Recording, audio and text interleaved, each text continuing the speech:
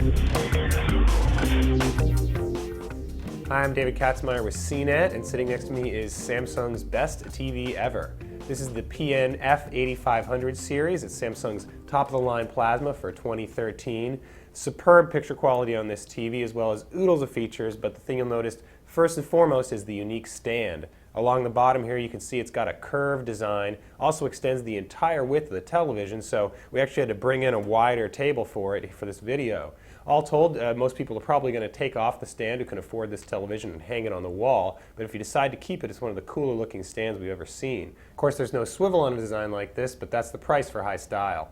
In addition to the stand, I also appreciate the TV's very narrow bezel. It's got a nice metallic grayish finish here. Looked at from the side, it appears a little bit like an LED TV, not a plasma. All told, one of the nicer looking plasma TVs we've ever seen.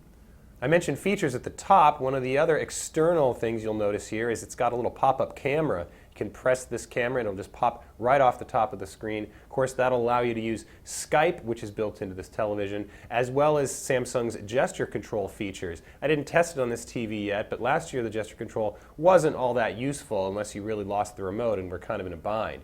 Speaking of remote control, that's another extra feature on this TV. It's a Touchpad Remote that's got very few buttons, but I really liked how it felt. Very quick responsiveness, and the touchpad, of course, was great for navigating the browser built into this television. The downside, of course, is that you don't get that many buttons. You have to actually go into a separate menu to select channels directly, as well as access additional features that are usually dedicated to buttons on standard remotes.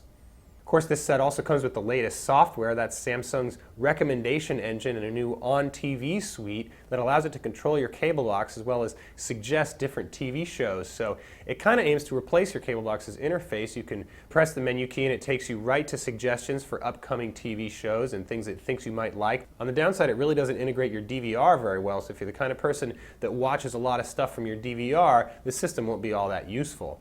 Of course, Samsung packs in plenty of apps. This is the only brand that includes HBO Go, as well as pretty much every other streaming video service known to man. There's also a bunch of games, a bunch of audio services, including Spotify. So all told, the app selection here is second to none. I actually did like the design of the Smart TV interface as well. It's a little bit like a smartphone. You can flip from page to page here and access different things like those apps, the On TV section, including a cross-platform browse for streaming services. There's also, of course, access to the cloud and local media. So again, one of the more comprehensive Smart TV features out there.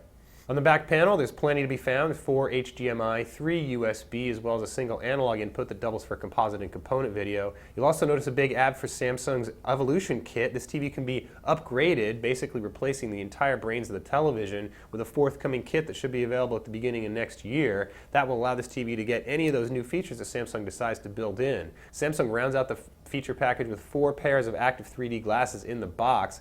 I'm not a big fan of the glasses. They didn't fit all that well and they feel a little flimsy, but since this is a universal active 3D TV, you can buy third-party glasses if you want. In addition to gesture control, you also get voice control on this set. You press a little button on the remote control and talk to it to perform keyword searches for TV shows and movies. But more than its cutting-edge features and design, the thing that impressed me most about this high-end TV was its picture quality. As I mentioned, this is the best picture that I've ever seen from Samsung, and it's right up there with the very best Panasonic and local dimming LED TVs out there. The F8500 exhibits extremely deep black levels and very accurate color, but the thing that sets it apart from those other plasma TVs is its light output. This thing can get extremely bright, almost as bright as some LED TVs, and of course that really helps its picture quality in rooms where you can't control ambient lighting. Of course, this is where I remind you that most plasma TVs are plenty bright for most rooms, but if you have one of those extremely bright rooms, you're avoiding plasmas for that reason, you might want to look into this set. Of course, that brings up one final downside. This flagship TV is extremely expensive, but again, you really get plenty of picture quality, features, and design for the price. That's a quick tour of Samsung's PN F8500 Plasma TV. I'm David Katzmeyer for CNET.